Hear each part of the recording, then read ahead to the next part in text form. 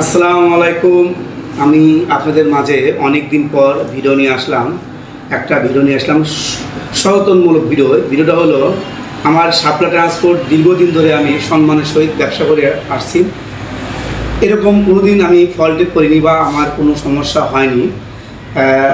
আজ প্রথম আমার শাপলা ট্রান্সপোর্ট একটা কাস্টমারকে জালিয়াতির মাধ্যমে ফেলাইছিল, সেটা আমি আপনার দেখানোর চেষ্টা করতেছি। মাল বুকিং না করে আমার কাগজের উপরে ফলস একটা কাগজের উপর টাইপ করে ওনাকে রিসিপ্ট ছবি দিয়ে বলে, আপনি ট্রান্সপোর্টার মাল বুকিং করে দিছি, আপনি আমাকে টাকাটা পাঠিয়ে দেন।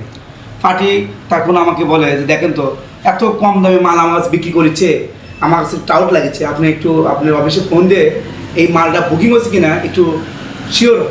তা আমি ওইভাবে ফোন দিলাম অফিসে, ভাই দেখেন তো এই নামে এই মালটা বুক হয়েছে কিনা দেখেন একটু। 2156 বিল নাম্বার। ওনারা কম্পিউটারে অনলাইন কম্পিউটার টাইপ করার পরে ওই বিলটা আসতেছিল না। তা আমাকে ম্যানেজার বলছে, ভাই আপনি বিলের কাগজটা পাঠিয়ে দেন।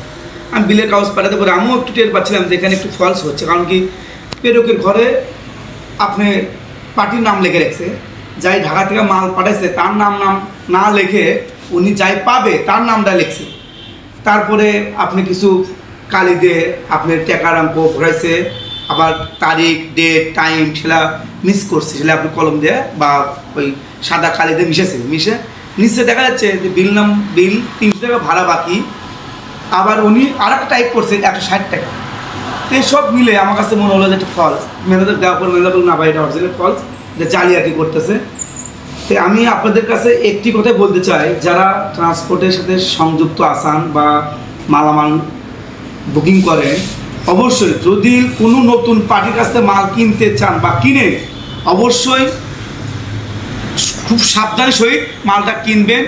যদি কোনো সন্দেহ থেকে থাকে অবশ্যই আমাকে ফোন করবেন, আমাকে বলবেন, আমি সেটা কথা বলে সলভ করার চেষ্টা করব। আর আপনারা এই ভিডিওটা সবাই বেশি বেশি করে শেয়ার করে দিবেন, সকল কাস্টমারের কাছে যেন পৌঁছে যায়, তারা যেন অবশ্যই সতর্ক হয়ে যায় যে এখন ট্রান্সপোর্টের মাধ্যমেও জালিয়াতি করার চেষ্টা করতেছে কিছু অসভ্য লোক, যারা খারাপ চক্র লোক, এটা চেষ্টা করতেছে। তাই আমি সবাইকে অনুরোধ করব আপনারা বেশি বেশি ভিডিওটা শেয়ার করে দিবেন। আর স্ক্রিনের উপরে আমার ওই বিলের ছবিটা দেওয়া থাকবে, আপনারা অবশ্যই একটু দেখবেন, দেখে আপনারাও বুঝতে পারবেন আসলে কতটা সত্য না মিথ্যা। সবাইকে অনেক অনেক ধন্যবাদ জানিয়ে এখানে ভিডিও শেষ করছি। আসসালামু আলাইকুম।